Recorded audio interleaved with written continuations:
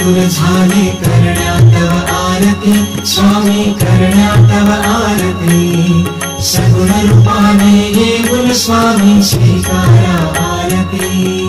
हरिहर संगे ब्रह्मदेव ही खेळे तव भाळी स्वामी खेळे तव भाळी